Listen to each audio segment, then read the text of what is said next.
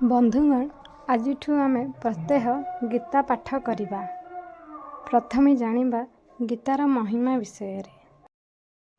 श्रीमद् भागवत गीता हेउछि साक्षात भगवानकर दिव्यवाणी। एहार महिमा अपार ओ अपरिमित। एहार यथार्थ वर्णना केही करिपारिबे नाही। मनुष्यମାନଙ୍କ कथा कौन कहिबा, शेष महेश गणेश मध्य एहार महिमा पूर्ण रूपे वर्णना करिपारिबे नाही। इतिहास पुराण आदि रे स्थाने स्थाने एहार महिमा गान करा जाइछि। तथापि एपर्यंत एहार जेते महिमा गान करा जाइछि सेगुड़िक एकत्र करिदेले मध्य कुआ जाई परिबो नाही जे गीतार महिमा एतिकी मात्र। वास्तव रे कहिबाकु गले एहार महिमा पूर्ण रूपे वर्णना करा जाई परिबो नाही। जेउ वस्तुर वर्णना होई पारे ताहा आउ अपरिमित होई किपरि रहिबो, ताहा तो परिमित होई गला। गीता एक परम रहस्यमयी ग्रंथ। एथिरे प्रथमे वेदर सार संग्रह करा जाइछि।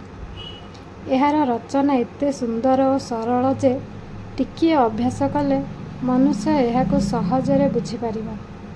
तथापि एहार अंतर्निहित तथ्य एपरि गूढ़ और गंभीर जे आजीवन निरंतर अभ्यास करि चलिले मध्य एहार अंत मिली पारे नाही।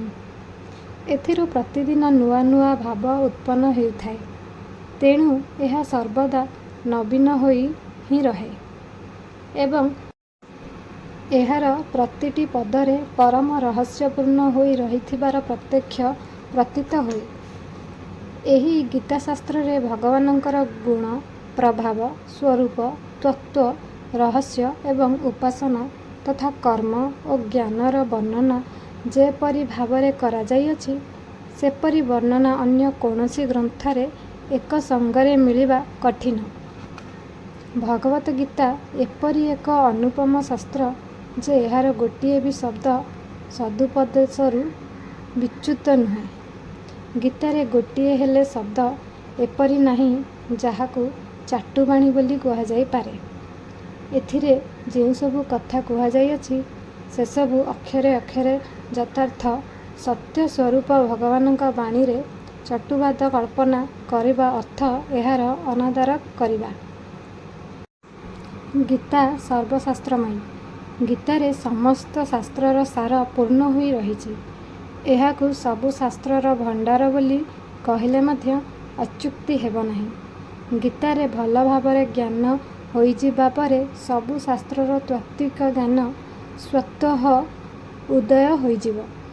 सेथिपाई पृथक परिश्रम करिबार आवश्यकता रहिबो नाही। नमस्कार।